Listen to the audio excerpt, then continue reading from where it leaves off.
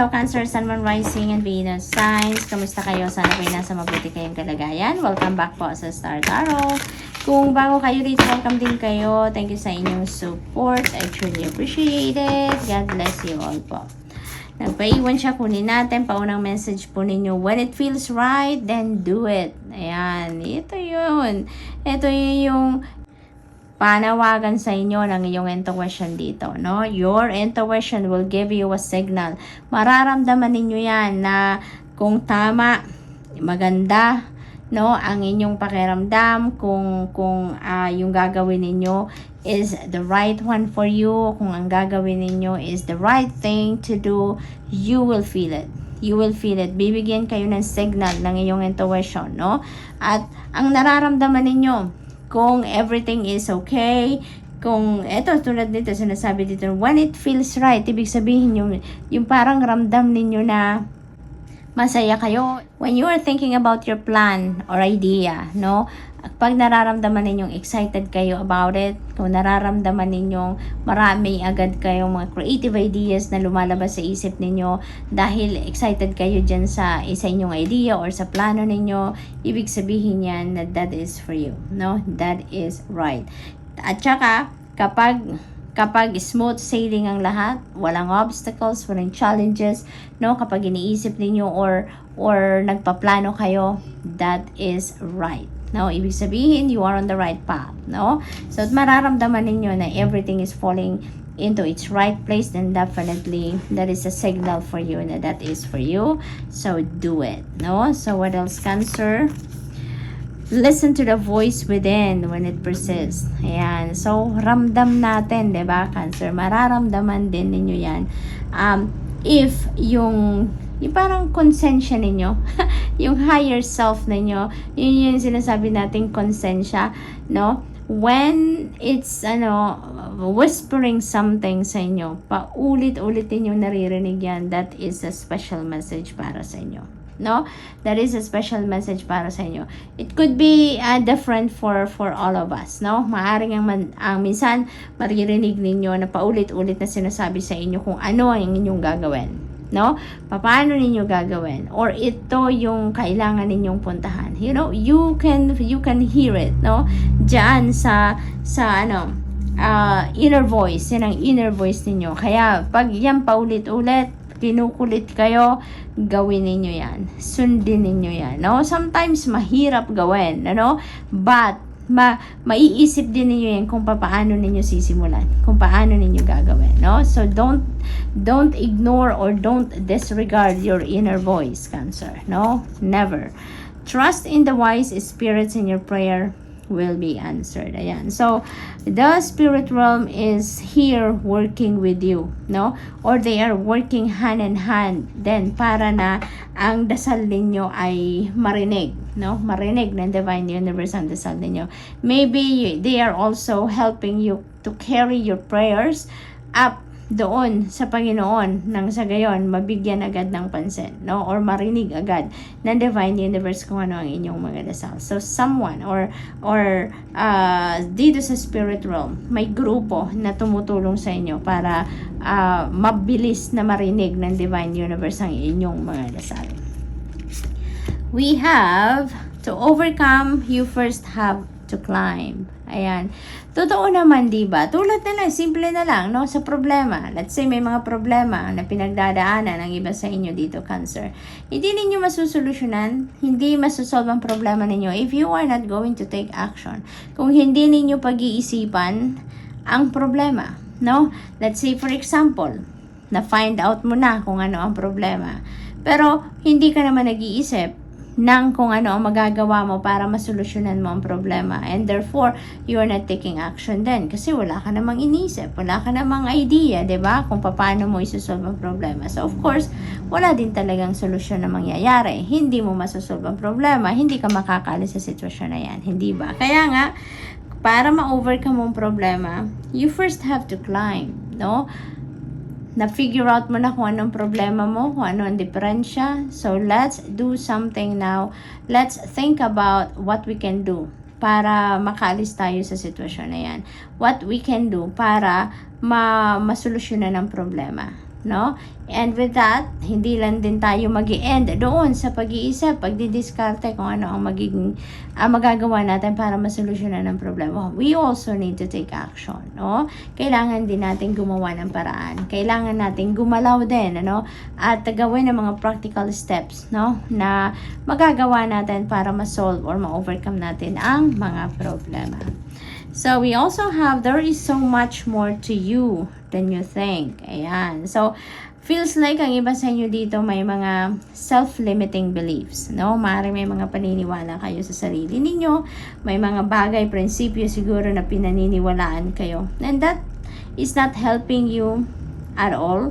Pero, ang nagagawa lang niyan sa inyo is instead na umusad kayo sa buhay, instead na mag-succeed kayo, mas maging masaya kayo sa buhay, parang it's preventing you from experiencing those good things, no, sa mundo. Kaya, parang nire-remind kayo dito na, you know, Cancer, wag mong ilimit ang inyong sarili because you have so much potential in you, no?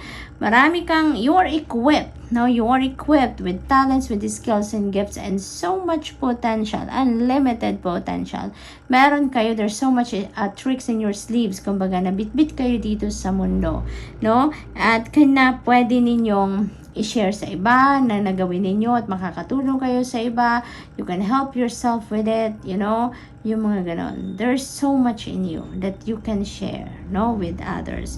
There's so much in you na magagamit mo para ikaw ay maging masaya, para marating mo ang tagumpay, para matupad mo ang inyong mga pangarap, no? So, don't limit yourself, okay, Cancer? So, what else? True love can never really be lost. Ayan, true love, authentic love, ano man ang mangyari, ano man ang unos sa buhay, or storm na dumating sa buhay ninyo, no? Yung true love, yung authentic love, that will remain to be like that. Hindi yan matitinag, hindi yan madidissolve dahil lang sa mga maliliit na problema or even sa malalaking problema. Hindi yan matitinag. True love and authentic love will always reign, no? Kapag meron ka niyan, hindi yan magagalaw, hindi yan madidissolve ng kahit ano pa man, no? So, Cancer, that's all I have for you for today. Thank you for watching. Love and light. Namaste. Hello, Scorpio, Sun, Moon, Rising, and Venus signs. Kamusta po kayo? Sana po nasa mabuti kayong kalagayan. Welcome back po sa Star Tarot. Kung bago kayo dito, welcome din kayo. Thank you sa inyong support. I truly appreciate it. God bless you all po. Tingnan natin ang mga mensahe ni Scorpio. Ayan, may naiwan. Kunin natin. So, pauna mensahe ninyo, carry the torch for others to see, wake up the world. Wow, napakalaki ng inyong mission sa ngayon is Scorpio. No, parang ikaw yung liwanag mo, ang parang gagamitin mo dito para gisingin mo, no, ang mga taong nasa paligid niyo. Make aware, no? Make aware of those people kung ano mga dapat nilang matutunan, dapat nilang ma-realize, dapat nilang maisip sa ngayon, ano? Parang ganon ang inyong mission ngayon sa buhay, no?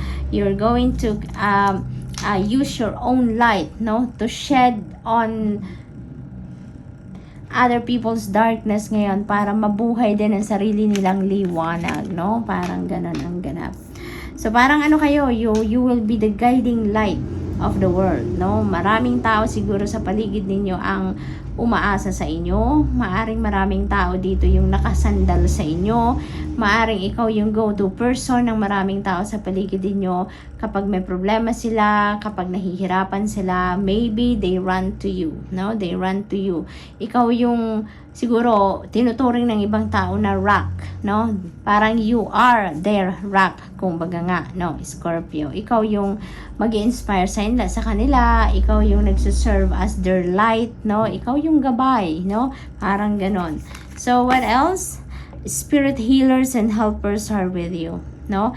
Maybe nandyan sila, yung spirit helpers and the spirit healers, no? They are working with you para ma-carry out mo ang mission mo sa buhay na ito, no? So you have support, no, in the spirit realm, no? They are guiding you, no? Tinutulungan ka, pinapalakas ang inyong loob, no? Binibigyan ka ng courage dito para matupad mo or may sa katuparan mo ang inyong mission, no, na ito sa mundo.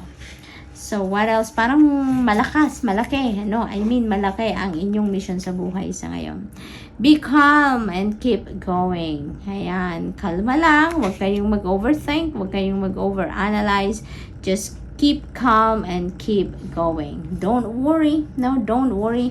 Kahit ganito kalaki ang mission ninyo sa buhay, kahit ganyang kalaki ang purpose ninyo in life, for sure, God gave you enough courage, gave you resources, gave you anything, no, nakakailanganin ninyo so that you can carry out your purpose in life, no? Kaya kalma lang, no? Huwag kayong mag-alala, huwag kayong mag-worry, no? Lagi lang kayong magdadasal, no? Lagi lang kayong hihingi ng suporta sa tao man o sa spirit realm. Ask for help when you need to, you know, and you have nothing to worry about because you can carry out your purpose. You can carry out your mission, no? Just keep going, no? At ang napakahalaga, no, Scorpio, lagi lang kayong makikinig sa iyong intuition because God is giving us, lalo na ikaw, ngayon na meron kang ganitong kalaking mission sa buhay, no, for sure you will be given intuitive messages dito to continue to guide you kung paano mo magagawa ang inyong mission. Okay? So, what else? We have go within. Ayan, go deep within. May mga bagay dito na kailangan ka pang madiskubre, maaring may mga questions ka din sa sarili mo, may mga tanong ka din sa spirit realm kung bakit ikaw ang naatasan sa ganito kalaking misyon. Maaring isa yan sa mga tanong ninyo, diba? And you are being asked here to go within. No? Go deep within and you will find the answers that you are seeking. Malilinawan ang inyong kaisipan, malilinawan ang inyong pakiramdam dito, no? Makikita mo dito ang tamang daan, ano? So you need to do some kind of reflection, mag-introspection kayo, magmuni-muni kayo, no? Spend time alone para walang iistorbo sa inyo. No? Mag-meditate kayo, and with that, no, madidiscover ninyo mga bagay na kailangan ninyong madiscover from deep within yourself. Okay? What else? We have your life plan is unfolding as it should. Napakaganda naman ito. Diyos ko po. Kinikilabutan ako dito sa mensaheng ito. Your life plan is unfolding as it should. No? So parang nasa path towards your destiny na kayo. Talaga is Scorpio. No? You're so blessed. You're so blessed. Dahil kung saan ka dapat mapunta, parang you are already treading towards that path, or ang iba sa inyo siguro nandito na. Maybe some of you are already living your purpose, no? At malalaman din ninyo yan, Scorpio, if you are already or if you are started living your purpose, dahil yung pakiramdam ninyo, yan ang magsasabi sa inyo, no? When you started living your purpose, you will notice na masaya kayo. Ang sayang mararamdaman ninyo sa kung ano man ang inyong purpose sa buhay, kung ano man ang ginagawa ninyo, you know, hindi ninyo, parang mahirap hanapan ng description, mahirap hanapan ng adjective, kumbaga, kung paano ninyo i-describe ang sayang nararamdaman ninyo, no? Ganon, very fulfilling, joyful, sobrang lalim na saya, hindi lang happiness kundi joy ang mararamdaman ninyo dito when you start living your purpose, no? Kaya malalaman ninyo na this is it, you are already on that path, no? Nasa you're walking towards destiny na talaga, or you are already living it, no? Maaring ganun ang mararamdaman na ng iba sa inyo dito, no? So good luck to that, Scorpio. Walang kasing saya, Scorpio, no? I'm telling you, walang kasing saya ang mararamdaman ninyo when you are living your purpose na. Courage arrives when you step over your fear. That's very true. Diba? Very true.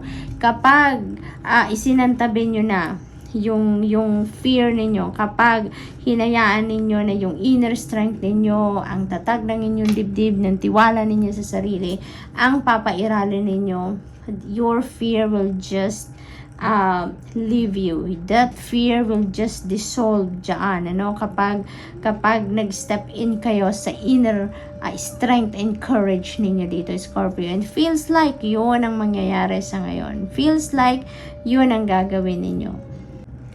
So, Scorpio, that's all I have for you for today. Thank you for watching. Love and light. Namaste. Hello, Pisces. Sun, Moon, Rising, and Venus signs. Kamusta kayo? Sana po'y nasa mabuti kayong kalagayan. Welcome back po sa Star Tarot. Kung bago po kayo rito, welcome din kayo. Thank you sa inyong support. I truly appreciate it. God bless you all po. Paunang mensahe po ni Pisces ay trust in the wise spirits and your prayer will be answered. Ayan, magtiwala lang kayo, no?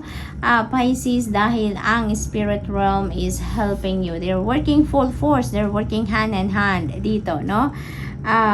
Para tulungan ka na marinig or makarating agad-agad ang inyong mga dasal sa Divine Universe, no? They are helping you, no? Na ma-expedite kung ano man ang inyong hinihingi, kung ano man ang inyong mga dasal. Okay? So, just trust in them, no? And malalaman nyo na lang yan, makikita nyo na lang na yung mga dasal is going to, manifest in your 3D reality. So, what else? We have always in motion. Ayan. So, don't stop, Pisces. Don't stop. Uy, Pisces, pinakita sa akin ng mga guides ko yung mga synchronicity dito.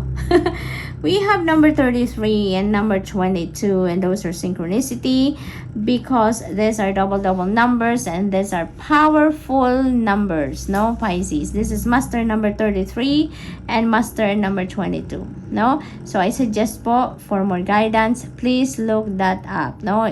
Please look up for the meaning of those numbers. Number 22 and number 33, those are master numbers, para mas marami pa kayong mabasa dyan, mas marami pa kayong matutunan na mga input, insight, mga ganon, inspiration, no, na makakatulong sa inyong sitwasyon. So, dito naman sa pangalawa ninyong card, no, parang sinasabi lang sa inyo dito, don't stop. Keep persevering, keep working on kung ano man ang inyong pinagsisikapan, kung ano man ang inyong pinagtatrabahuan. Okay? Kahit may mga struggles kayong ma-encounter along the journey, don't give up, no? Giving up is not an option. Okay? So, just keep persevering at tuloy lang ang laban sa buhay, no?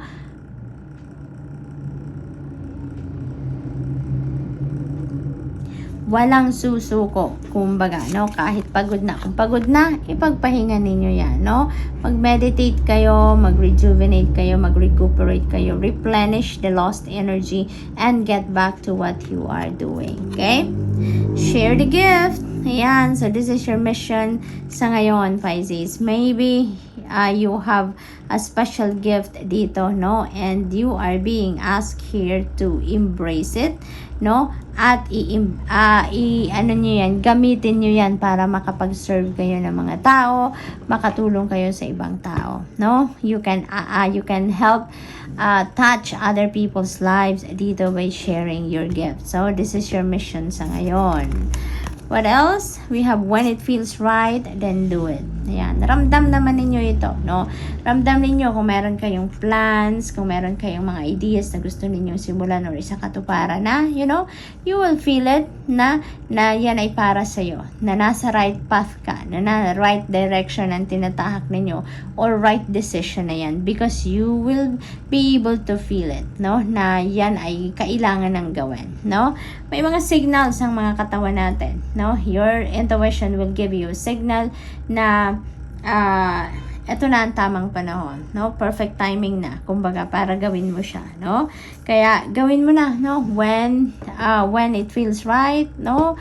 At saka ano pa, Pisces, makikita ninyo kung may mga pinoproseso kayong mga kailangan pang gawin, papeles, or kung ano-ano pang mga kailangan requirement para dyan sa kung ano man ang plano ninyo, no? Walang sagabal dyan. Everything will run smoothly. Everything is going to fall into place, no? Ibig sabihin yan that is the right timing na, no? It is right na para simulan nyo na, gawin nyo na yan, no? So, what else? The first step is taken. You have asked for help. Ayan. So, kung sa tingin ninyo, diba, kunyari, may mga burden kayo sa buhay, no? Kahit anumang klaseng burden, ano? The first step para kayo ay makaramdam ng ginhawa dyan sa, in the end, no? Sa kung ano man ang sitwasyon na yan. Isang paghingi ng tulong, hindi ba? No? Hingi tayo ng tulong. That is the first step na kailangan natin gawin. Kung sa tingin ninyo, bigat na kayo, hindi nyo na kayang masustain ang kung ano pa na ginagawa ninyo, no? Then ask for help. That is the very first step that you need to do talaga. And maaring yun ang gagawin ninyo dito, no? Maaring may mga sitwasyon ng iba sa inyo dito, Pisces, na parang nahihirapan na kayo, hirap kayo, then that's why you are going to ask for help. And don't ever hesitate, no? Na humingi kayo ng tulong, because always remember that help is always available to you. You just need to reach out. Kailangan mo lang talagang mag-speak up, kailangan mo lang kausapin ng mga tao na humingi ka ng tulong, no? Yun din ang kailangan gawin mo. Yan ang parte mo din, no? So, what else? Send out help to others. Ayan. So, kung hindi man ikaw ang hihingi ng tulong, maaaring ikaw ang hihingian ng tulong dito, no, Pisces? Maaaring for some of you, kayo yung hihingi ng tulong, may mga situation kayong ganon, and at some point naman sa buhay ninyo, no, or maaari sa ibang parte naman ng buhay ninyo, kayo din ang tutulong, kayo din yung may tutulungan, kayo din yung lalapitan ng ibang tao, no, para din na hihingi din ng tulong sa inyo. So, good luck po, and that's all I have for you for today. Thank you for watching. Love and light. Namaste.